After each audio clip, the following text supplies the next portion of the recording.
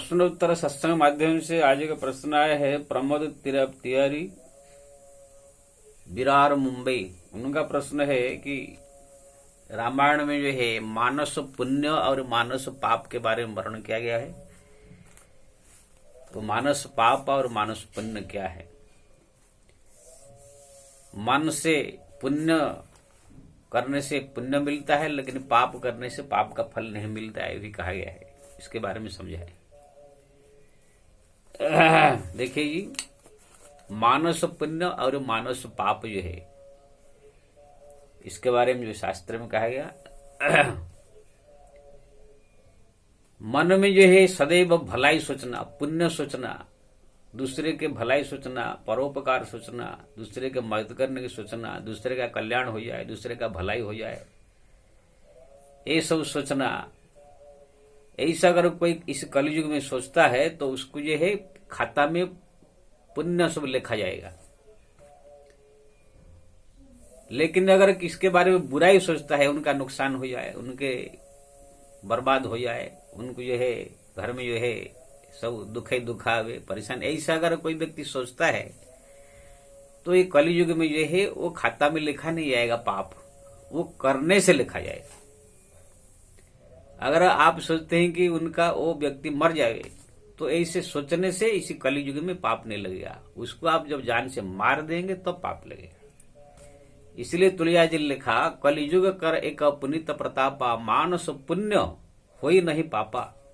मन में अगर भलाई सोचेंगे तो पुण्य होगा, लेकिन बुराई सोचेंगे तो पाप नहीं होगा। बुराई जब करेंगे अपने तब जाके पाप होगा। ये बहुत बड़ा छूट जो है भगवान ने दिया कलयुग में। नहीं तो सत्य युग में, त्रेता युग में अगर किसके बारे में आप बुराई सोचेंगे कि उसका नुकसान हो जाए, उनके बर्बाद हो जाए, उनके घर में जो है दुख ही दुख आवे, तो ये भी पाप में ही लिखा जाता था। लेकिन घोर कलयुग में भगवान जानते हैं, घोर कलयुग का माया में वशीभूत जीव वो सदैव दूसरे का बुराई सोचेगा। अगर इसको पाप में गिनती कर देंगे तो फिर पापी ही पापी हो जाएगा। इसीलिए भगवान ने जीव के ऊपर कृपा करके एक कानून में परिवर्तन किया कि कलयुग में कोई दूसरे के भलाई के बारे में, पुण्य के बारे में अगर सोचे तो पुण्य मिलेगा। पाप सोचने से पाप नहीं मिलेगा, पाप करने से ही मिलेगा। पुण्य करे न करे सोचने से ही मिलेगा। ऐसा हमारा शास्त्र है। मानस पूजा का ही वर्णन है, मानस ध्यान विचार, ये सब बहुत वर्णन है। तो ये सब मन में अगर कोई व्यक्ति ये पुण्य कार्य सोचे या तो भगवान की भक्ति के बारे में भी सोचे, भगवान का दर्शन करना, भगवान का ध्यान करना, भगवान का नाम जपने का, भगवान की कृपा करने का, हे प्रभु मैं सोचता हूँ जो है मेरे द्वारा जो है संसार का कल्याण हो जाए, बहुत सारे अन्न क्षेत्र खुल जाए, बहुत सारे मंदिर निर्माण हो जाए, बहुत सारे लोगों को धर्मशाला खुल जाए, बहुत सारे जो है हॉस्पिटल खुल जाए, लोगों के कल्याण हो। इसी प्रकार आप भगवान से प्रार्थना करेंगे, मन में सोच सोचेंगे तो भी आपका पुण्य खाता में ही लिखा जाएगा। आप मन में आप जो भी सोचेंगे, बैठ करके आप सोच रहे हैं भगवान बैठे सिंहासन पर, उनके सामने जो है वो सोने का मुकुट पहने हुए स्वर्ण सिंहासन पर बैठे, उनके सामने हलवा, पूरी, खीर, मलपुआ, रसगुल्ला सब जो भोग लगाया गया है, भगवान खा रहे हैं। तरह तरह पुष्प हारों से सजाया गया है, सुवर्ण सोना चांदियों से भगवान को सजाया गया। ऐसे आप मन में खाली सोचिए तो भी आपको वो पूजा का, असली पूजा का फल मिलेगा। ये कलयुग में जो है ये बहुत बड़ा फायदा है। लेकिन आप किसके बारे में बुराई सोचेंगे तो कुछ फल नहीं मिलेगा, बुराई करेंगे तब मिलेगा। तो जो मन में सोचा जाता है पुण्य, मानस पुण्य, जो पाप सोचा जाता है उसको मानस पाप कहा जाता है। कलयुग में मानस पाप नहीं लगता है, मानस पुण्य होई लेकिन नहीं पापा, पाप नहीं होता है।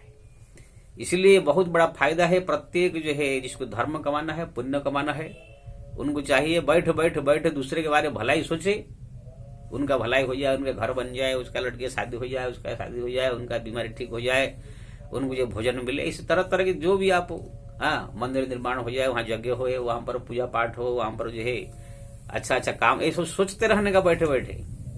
तो बैठे बैठे सोचेंगे तो आपको पुण्य जो है अपना आप ही आपके खाता में जमा होता जाएगा। लेकिन इसका मतलब ये नहीं कि खाली सोचते रहो, आप कुछ करो नहीं। थोड़ा सोचो, उसका भलाई हो जाए, उसका कल्याण हो जाए, उसको भोजन मिल जाए, उनको जो है अच्छा हो जाए। लेकिन कभी कभी अपने हाथ से भी थोड़ा दान धर्म पूजा पाठ थोड़ा दूसरे का भलाई भी करना चाहिए, नहीं तो भगवान सोचेंगे ये इसके पास सब कुछ है, सब दिया हूं, खाली मन में ही सोचता रहता है। तो मन में सोचने का तो पुण्य भगवान देंगे ही, लेकिन कभी कभी भगवान ने अगर हमको समर्थ बनाए है तो अपने हकीकत में भी थोड़ा संतों की सेवा, गुरु की सेवा, पिता माता की सेवा, कुछ मंदिर की सेवा, कुछ और ये धर्म की सेवा, ये सब भी शरीर से और मन से कुछ अर्थ लगाकर करना चाहिए। नहीं तो खाली सोचते सोचते सोचते ये रह जाएंगे तो ठीक है, लेकिन पुण्य तो मिलेगा, लेकिन ये थोड़ा उचित सा नहीं लगता है। तो ये है मानस पाप मानस पुण्य का मैंने हम बताया, आप समझ रहे होंगे तैयारी। इसलिए मैं सबसे निवेदन करूंगा, ये बड़ा सुंदर भगवान ने सुयोग दिया है। बैठ बैठ बैठ भगवान के बारे में सोचिए, दूसरे के भलाई के बारे में सोचिए, तो आपका खाता में पुण्य लिखा जाएगा। पाप अगर सोचेंगे तो पाप नहीं लगेगा, करेंगे तो जाएंगे पाप लगेगा।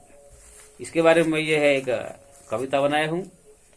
मन में किसी की बुराई सोचो तो विधि खाता में नहीं लिखता है। विधि यानी जो विधाता लिखता नहीं है। मन से किसी की बुराई सोचो विधि खाता में नहीं लिखता है, लेकिन मन से किसी की भलाई सोचो तो पुण्य अपार मिलता है। मन से किसी की भलाई सोचो तो पुण्य अपार मिलता है। इसीलिए घर में बैठे बैठे भलाई सबके सोचते रहो।